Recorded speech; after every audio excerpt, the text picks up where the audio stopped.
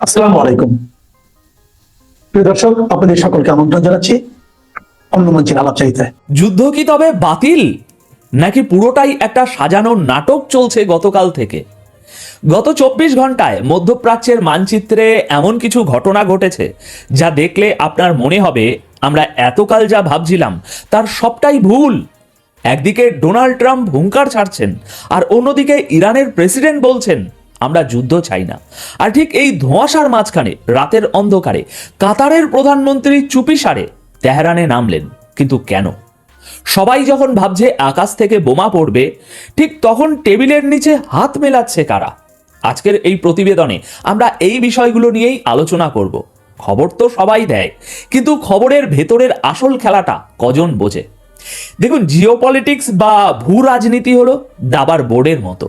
আমরা সাধারণ মানুষ যা দেখি সেগুলো হলো বোর্ডে বা সৈনিকদের নড়াচড়া, কিন্তু রাজা মন্ত্রীরা চাল চালেন পর্দার আড়ালে। গত কয়েক সপ্তাহ ধরে আমরা শুনছিলাম আমেরিকা ইরানে হামলা করবে, ইরান ইসরায়েলকে ম্যাপ থেকে মুছে ফেলবে, তৃতীয় বিশ্বযুদ্ধ তো এই লাগলো বলে। কিন্তু হঠাৎ গতকাল 1 ফেব্রুয়ারি গল্পের মোড় ঘুরে গেল পুরো 180 ডিগ্রি। আজকের প্রথম বড় ব্রেকিং, যিনি কদিন আগেও আগুনের গোলা বর্ষণের হুমকি দিচ্ছিলেন, সেই ডোনাল্ড ট্রাম্প হঠাৎ সুর নরম করেছেন। তিনি দাবি করছেন ইরান নাকি আমেরিকার সাথে সিরিয়াসলি কথা বলছে। মানে ভাবা যায়, যুদ্ধের ময়দান থেকে সোজা ডিল মেকিং এর টেবিলে। ট্রাম্পের এই দাবির পেছনে আসল সত্যটা কি সেটা আমরা দেখব। দ্বিতীয় খবর, ইরানের প্রেসিডেন্ট মাসুদ পেজিশিয়ান, যাকে অনেকে সংস্কারপন্থী ভাবেন, তিনি গতকাল হঠাৎ বলে বসলেন যুদ্ধ কারোর জন্যই মঙ্গলজনক নয়। তেহরান থেকে আসা এই নমনীয়তার সিগন্যাল কি সত্যি শান্তির বার্তা, নাকি ঝড়ের আগের নীরবতা? তৃতীয় এবং অত্যন্ত গুরুত্বপূর্ণ বিষয় হলো শ্যাটেল ডিপ্লোম্যাসি।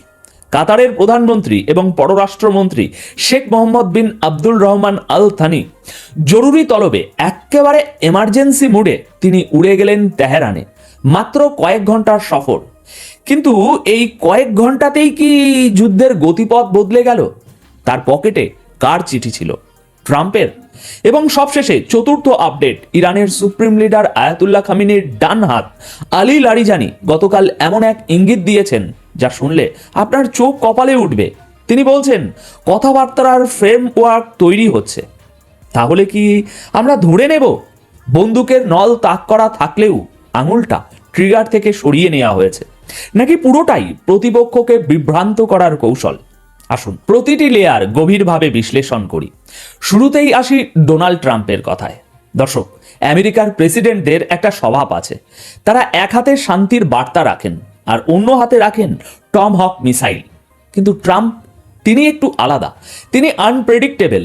এয়ারফোর্স ওয়ান, আমেরিকার রাষ্ট্রপতির বিমান, সেখানে বসে সাংবাদিকদের সাথে গতকাল কথা বলার সময় ট্রাম্প এমন একটি বোমা ফাটালেন যা কোনো মিসাইলের চেয়ে কম নয়। তিনি বললেন ইরান আমাদের সাথে কথা বলছে এবং তারা খুব সিরিয়াসলি কথা বলছে। দর্শক, খেয়াল করুন শব্দ চয়নের দিকটা, সিরিয়াসলি। ট্রাম্প যখন এই কথা বলছেন তখন কিন্তু তিনি এটাও মনে করিয়ে দিতে ভোলেননি যে মধ্যপ্রাচ্যে আমেরিকার বিশাল নৌবহর মোতায়েন করা আছে। অর্থাৎ মেসেজটা খুব ক্লিয়ার, দেখো আমার হাতে চাবুক আছে, কিন্তু আমি তোমাকে গাজর খাওয়াতে রাজি আছি যদি তুমি আমার কথা শোনো। এখন প্রশ্ন হলো, গত সপ্তাহ পর্যন্ত যে ট্রাম্প বলেছিলেন ইরানকে ধুলোয় মিশিয়ে দেবেন, তিনি আজ ডিলের কথা বলছেন কেন? দর্শক, এখানেই হলো জিওপলিটিক্সের আসল মজা। মনে রাখবেন, ট্রাম্প একজন ব্যবসায়ী আগে, তারপর একজন রাজনীতিবিদ। তার বিখ্যাত বই the art of the delay তিনি একটি কৌশলের কথা বলেছিলেন। বিপক্ষকে এতটাই চাপে ফেলো, এতটাই ভয় দেখাও যে সে পালানোর পথ না পেয়ে তোমার শর্তে রাজি হতে বাধ্য হয়। একে বলে ম্যাক্সিমাম প্রেসার ক্যাম্পেন। আমার বিশ্লেষণ বলছে ট্রাম্প এখন ঠিক সেই কার্ডটাই খেলছেন। তিনি জানেন ইরানের অর্থনীতি ধুঁকছে, তিনি জানেন ইরানের সাধারণ মানুষ মুদ্রাস্ফীতির চাপে পিষ্ট। এই অবস্থায় যুদ্ধের খরচ বহন করা ইরানের জন্য একটু কঠিন হবে। তাই ট্রাম্প পাবলিকালি যুদ্ধের হুমকি দিয়ে ব্যাক চ্যানেলে বা গোপন রাস্তায় আলোচনার দরজা খুলে রেখেছেন। ট্রাম্প চাইছেন এমন একটি চুক্তি যা ওবামা বা বাইডেন করতে পারেনি। তিনি দেখাতে চান, দেখো আমি সেই ব্যক্তি যে পারমাণবিক যুদ্ধ থামিয়েছি। এটা তার ইগো, এটা তার লেগেসি। কিন্তু ইরান কি এত সহজে মচকাবে? গতকাল এয়ারফোর্স ওয়ানে ট্রাম্প বলেছেন, আশা করি এমন একটা ডিল হবে যা সবার কাছে গ্রহণযোগ্য। এই সবার কাছে মানে কারা? আমেরিকা, ইসরায়েল, নাকি সৌদি আরব, নাকি ইরান নিজেও? আপাত দৃষ্টিতে মনে হচ্ছে ওয়াশিংটন এবং তেহরানের মধ্যে একটা হটলাইন চালু হয়েছে। ব্যাক চ্যানেল নেগোসিয়েশন বা গোপন আলোচনা চলছে। কিন্তু এই আলোচনার টেবিলে কি রাখা আছে? ইরানের পরমাণু কর্মসূচি বন্ধ করা, নাকি ইরানের মিসাইল প্রোগ্রামকে নিষ্ক্রিয় করা? ট্রাম্পের দাবি যদি সত্যি হয়, তবে আমরা খুব শীঘ্রই ইতিহাসের অন্যতম বড় একটি কূটনৈতিক চমক দেখতে চলেছি। আচ্ছা, এবার মুদ্রার উল্টো পিঠটা দেখা যাক। তেহরান। ইরানের প্রেসিডেন্ট মাসুদ পেজিশিয়ান তিনি ক্ষমতায় আসার পর থেকেই একটা ভিন্ন সুর গাওয়ার চেষ্টা করছেন। গতকাল রাতে মিশরের প্রেসিডেন্ট আবদেল ফাতেহ আল সিসির সাথে তার ফোন আলাপ হয়েছে, আর সেখানে পেজিশিয়ান যা বলেছেন তা বর্তমান পরিস্থিতিতে অত্যন্ত তাৎপর্যপূর্ণ। তিনি পরিষ্কার বলেছেন, যুদ্ধ না ইরানের লাভে আসবে, না আমেরিকার, না এই পুরো অঞ্চলের। মানে সোজা সাপটা কথা, পেজিশিয়ান বলছেন ইরান সংঘাত চায় না, ইরান যুদ্ধ চায় না। তিনি আরো বলেছেন, যদি যুদ্ধ হয় তবে তার ক্ষতি সবাইকেই গুনতে হবে। এখন একজন সাধারণ দর্শক হিসাবে আপনি হয়তো ভাবছেন, বাহ, বেশ ভালো কথা, ইরান তো শান্তি চাইছে। কিন্তু ভাই, এখানেই আপনারা ভুল করছেন। আন্তর্জাতিক রাজনীতিতে নেতারা যা বলেন আর যা করেন তার মধ্যে আকাশ পাতাল তফাৎ থাকে। পেজিশিয়ানের এই নরম সুরের পিছনে দুটো বড় কারণ থাকতে পারে। কারণ নাম্বার 1, অর্থনৈতিক বাস্তবতা। ইরানের উপর বছরের পর বছর ধরে পশ্চিমা নিষেধাজ্ঞা চলছে, তাদের তেলের রাস্তা সীমিত। এই অবস্থায় আমেরিকার সাথে সরাসরি পূর্ণমাত্রার যুদ্ধ বা ফুল স্কেল ওয়ার শুরু হলে ইরানের অর্থনীতিতে একটা বড় ঝটকা লাগবে। পেজিশিয়ান একজন প্র্যাকটিক্যাল লিডার। তিনি জানেন দেশের মানুষকে খাওয়াতে হলে, অর্থনীতি বাঁচাতে হলে এই মুহূর্তে উত্তেজনা কমানোর দরকার। কারণ নাম্বার 2, স্ট্র্যাটেজিক বা কৌশলগত সময় ক্ষেপণ। ইরান খুব ভালো করেই জানে যে আমেরিকা এখন ইসরায়েলের পাশে দাঁড়িয়ে আছে। ভূমধ্যসাগরে আমেরিকার কেরিয়ার স্ট্রাইক গ্রুপ প্রস্তুত। তাই পেজিশিয়ানের এই বক্তব্য হতে পারে একটি কৌশলগত পিছুটান। তিনি বিশ্বকে দেখাতে চাইছেন যে দেখুন, আমরা তো শান্তিপ্রিয়, আমেরিকাই আমাদের উস্কানি দিচ্ছে। এতে আন্তর্জাতিক মহলে ইরানের প্রতি কিছুটা সহানুভূতি তৈরি হতে পারে। কিন্তু সাবধান, পেজিশিয়ানের এই নরম সুর মানেই কিন্তু এটা নয় যে ইরান দুর্বল হয়ে গেছে। ইরান এমন এক দেশ যারা 44 বছর ধরে আমেরিকার চোখ রাঙানি উপেক্ষা করে টিকে আছে। তাদের এই শান্তির বার্তা হয়তো তাদের বারুদ শোকানোর একটা সময় মাত্র। তারা সময় কিনছে, আর এটাই হলো আসল খেলা। একদিকে পেজিশিয়ান শান্তির কথা বলছেন, আর অন্যদিকে ইরানের রেভলিউশনারি গার্ড বা আইআরজিসি তাদের ক্ষেপণাস্ত্র ঘাঁটিগুলো প্রস্তুত রাখছে। একেই বলে ডুয়েল ট্র্যাক স্ট্র্যাটেজি। উপরে শান্তির পায়রা ওড়ানো, আর নিচে বারুদে আগুন দেওয়ার প্রস্তুতি। এখন আসি সেই ঘটনায় যা এই পুরো নাটকের সবচেয়ে ইন্টারেস্টিং পার্ট, কাতার। দেখুন, মানচিত্রে কাতার একটা খুবই ছোট্ট দেশ হতে পারে, কিন্তু ডিপ্লোম্যাসির টেবিলে তারা একটা বিশাল জায়েন্ট। গতকাল রাতে হঠাৎ করেই কাতারের প্রধানমন্ত্রী Sheikh Mohammed bin Abdul Rahman Al Thani তেহরানে ল্যান্ড করলেন। কোনো পূর্ব ঘোষণা নেই, কোনো আড়ম্বর নেই, সোজা এমার্জেন্সি ভিজিট। কেন?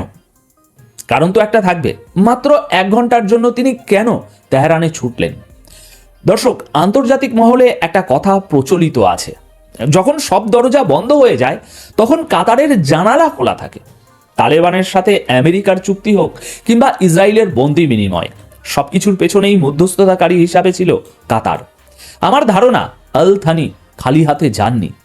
তিনি ট্রাম্পের কোনো গোপন চিঠি বা বার্তা নিয়ে গিয়েছিলেন, যাকে আমরা বলি শ্যাটেল ডিপ্লোম্যাসি। ট্রাম্পের দেওয়া শর্তগুলো হয়তো সরাসরি খেমেনি সাহেবের কাছে পৌঁছে দেওয়াই ছিল তার উদ্দেশ্য। তিনি দেখা করেছেন কার সাথে? আলী লারিজানির সাথে। এই আলী লারিজানি কে? তিনি হলেন ইরানের সুপ্রিম ন্যাশনাল সিকিউরিটি কাউন্সিলের উপদেষ্টা এবং সুপ্রিম লিডার আয়াতুল্লাহ খামিনির অত্যন্ত আস্থাভাজন ব্যক্তি। লারিজানি কোনো সাধারণ আমলা নন, তিনি হলেন ইরানের ক্ষমতার একেবারে কেন্দ্রবিন্দুর একজন।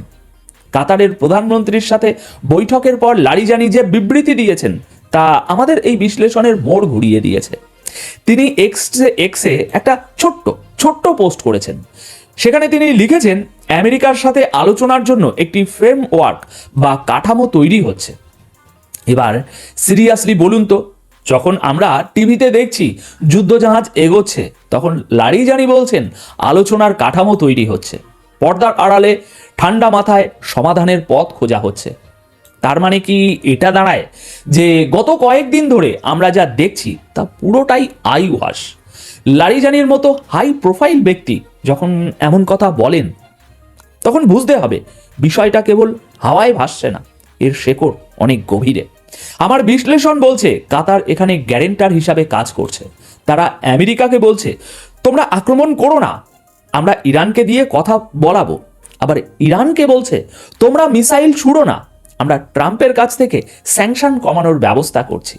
কিন্তু প্রশ্ন হলো, এই ফ্রেমওয়ার্ক কি টিকবে, নাকি সামান্য একটা ভুল বোঝাবুঝি সব ভেস্তে দেবে? ইতিহাস সাক্ষী, মধ্যপ্রাচ্যের শান্তি চুক্তি আর আমার আপনার বাড়ির কাঁচের বাসন দুটোই খুব সহজে ভেঙে যায়। আচ্ছা, এতক্ষণ তো কূটনৈতিক চাল নিয়ে কথা বললাম, এবার আসুন আপনাদের একটা ভিজুয়াল বর্ণনা দিই, যা গতকাল দুপুরে ইরানের পার্লামেন্টে ঘটেছে। এই দৃশ্যটা মিস করবেন না, কারণ ছবি অনেক সময় হাজার শব্দের চেয়েও শক্তিশালী হয়। গতকাল ইরানের পার্লামেন্টের অধিবেশন ছিল। সাধারণ সময়ে আমরা দেখি এমপিরা সেখানে স্যুট টাই বা তাদের ঐতিহ্যবাহী পোশাকে আসেন, কিন্তু গতকাল ইরানের এমপিরা সবাই পরে এসেছিলেন জলপাই রঙের মিলিটারি ইউনিফর্ম, এই যেমনটা দেখছেন, আইআরজিসি বা ইসলামিক রেভলিউশনারি গার্ড কোডের ইউনিফর্ম এগুলো। পুরো পার্লামেন্ট ভবন কাঁপছিল স্লোগানে। কি slogan? Death to America, death two Israel.